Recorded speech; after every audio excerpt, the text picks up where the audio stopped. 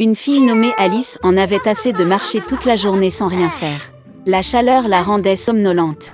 Soudain, elle remarqua le lapin blanc, qui était pressé quelque part. Il semblait étrange à la fille qu'il se parle à lui-même et qu'il continue de regarder sa montre. Brûlant de curiosité, Alice se précipita sur le lapin et sans hésitation sauta derrière lui dans le trou. À l'intérieur se trouvait un puits profond dont les murs étaient tapissés de bibliothèques. Alice est tombée très lentement et a réussi à tout voir correctement.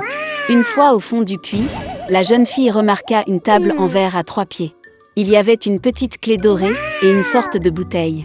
Alice a essayé d'ouvrir la porte avec la clé, mais elle était trop petite. Regardant autour d'elle, elle vit une petite porte. Pour l'ouvrir et se retrouver dans un magnifique jardin, Alice a dû boire dans une bouteille sur la table. Après avoir pris quelques gorgées, sa taille a commencé à diminuer. La fille rétrécit si vite qu'elle n'eut pas le temps de prendre la clé de la table. Puis, elle vit une tarte magique sur le sol. Dès qu'Alice a pris une bouchée, elle a commencé à grandir rapidement vers le haut. La fille a tellement grandi qu'elle ne pouvait plus franchir la porte chérie. Alice se mit à pleurer tellement que bientôt une énorme flaque d'eau se forma près d'elle. À ce moment-là, elle remarqua le lapin blanc. La fille l'a appelé, mais il était pressé et, effrayé, a laissé tomber ses gants et son éventail. Alice les ramassa et vit comment elle commençait à rétrécir. La raison était un fan magique. Alice est tombée dans une mare de ses propres larmes. Lorsqu'elle a été jetée à terre, la fille a de nouveau remarqué le lapin.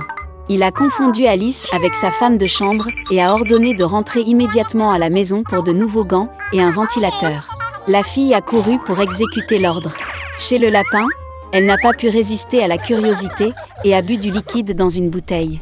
Cela a conduit au fait qu'Alice a pris des proportions gigantesques et a rapidement rempli toute la maison. Elle n'a pu rétrécir que grâce aux tartes. Ayant retrouvé ses dimensions précédentes, la fille s'est enfuie. Bientôt, elle vit un énorme champignon sur lequel était assise une grosse chenille bleue. Alice se plaignit de ces changements constants de taille. La chenille a conseillé à la fille de manger un morceau de champignon. Alice a mangé une petite bouchée et est finalement revenue à sa taille normale. Et elle a continué. Soudain, Alice a vu une maison. En rentrant, la jeune fille se retrouva dans la cuisine, dans laquelle elle vit la duchesse avec un bébé qui pleurait dans ses bras. Un énorme chat était assis sur le sol, souriant d'une oreille à l'autre. La duchesse a expliqué à Alice qu'il souriait parce que c'était un chat duchessire. Soudain, le chat a disparu et le bébé a éclaté en sanglots. La duchesse a donné l'enfant à Alice et elle-même est allée chez la reine. La fille a été surprise de constater qu'elle ne tenait pas un enfant, mais un vrai petit cochon. Lorsque le chat est réapparu, il a conseillé à Alice de trouver le lièvre de Mars. Et puis il a disparu, et seul son sourire est resté dans l'air. La fille a pris la route. Bientôt, elle vit la maison du lièvre de Mars. Alice est arrivée juste à temps pour le début du goûter. La table était immense, mais seul le lièvre de Mars, le chapelier fou et la souris Sonia y étaient assis. Ils n'ont laissé personne s'asseoir à table et ont dit qu'il n'y avait pas de place. Alice a appris qu'il était forcé de boire du thé continuellement comme punition pour avoir tué Time. Le lièvre et le chapelier se moquaient de la fille de toutes les manières possibles et se moquaient d'elle. Incapable de tolérer une telle impolitesse, elle se leva silencieusement et partit. Bientôt, Alice se retrouva dans un magnifique jardin. Elle remarqua des jardiniers qui ressemblaient à des cartes à jouer. Ils ont teint les roses blanches en rouge. La fille en a été très surprise. Elle a appris que leur reine aimait les roses rouges et que seules les blanches poussaient. La reine exécuta ses serviteurs pour la moindre offense. Les jardiniers ont dit qu'elle jugeait le serviteur qui avait volé les biscuits en ce moment. Alice était très intéressée et elle est allée au tribunal. Là, elle a vu le lièvre de Mars et le chapelier fou témoigner. Quand ils eurent fini, la reine convoqua soudain Alice pour l'interroger. La fille a répondu qu'elle ne savait rien et a ordonné de laisser partir le domestique. La reine s'est fâchée et a ordonné d'attraper la fille. À ce moment, Alice sentit qu'elle recommençait à grandir. La fille se rendit compte que ce n'était que des cartes et elle n'en avait pas peur. Et à ce moment précis, la magie a disparu. Alice s'est réveillée dans la même clairière où elle a vu le lapin blanc pour la première fois. Il y avait un paysage familier autour, des sons familiers ont été entendus. Ce n'était donc qu'un rêve, pensa Alice.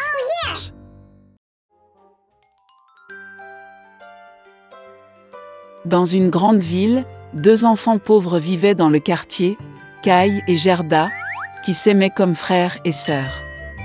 Les parents leur ont permis d'aller les uns aux autres sur le toit pour visiter et s'asseoir sur un banc sous les roses. Pendant la saison chaude, ils passaient tout leur temps ici à inventer différents jeux et en hiver, ils aimaient s'asseoir près du foyer chaud et écouter des histoires incroyables que leur grand-mère leur racontait souvent. Une fois, alors que les enfants regardaient un livre d'images, Kai a senti quelque chose le piquer dans les yeux et le cœur. C'étaient les fragments du miroir de la puissante dame, la Reine des Neiges. Depuis lors, le comportement du garçon a radicalement changé. Il est devenu en colère, grossier et cruel. Un jour, Kai a fait de la luge et n'est jamais revenu. Quand Gerda a appris la disparition de Kai, elle a pleuré pendant un long moment. Mais elle était sûre que Kai était en vie, alors elle décida de partir à sa recherche. Pendant longtemps, Gerda a marché à travers les forêts, à travers les champs, puis elle est tombée sur une magnifique maison, enterrée dans les fleurs. L'hôtesse est sortie vers elle. C'était une vieille sorcière avec un grand chapeau de paille. La vieille femme aimait vraiment Gerda, et donc elle a ensorcelé la pauvre fille et l'a laissée avec elle pour toujours. Gerda a oublié le but de son voyage et a passé beaucoup de temps à jouer dans le magnifique jardin de l'hôtesse hospitalière. Une fois, elle a accidentellement vu une rose et s'est souvenue de Kai, et se réveillant immédiatement de la magie, elle a pris la route. Sur le chemin, Gerda a rencontré un grand corbeau intelligent. Il a dit à la fille qu'il connaissait une princesse sur le point de se marier et que son fiancé ressemblait beaucoup à Kai. Le corbeau accepta de lui emmener Gerda.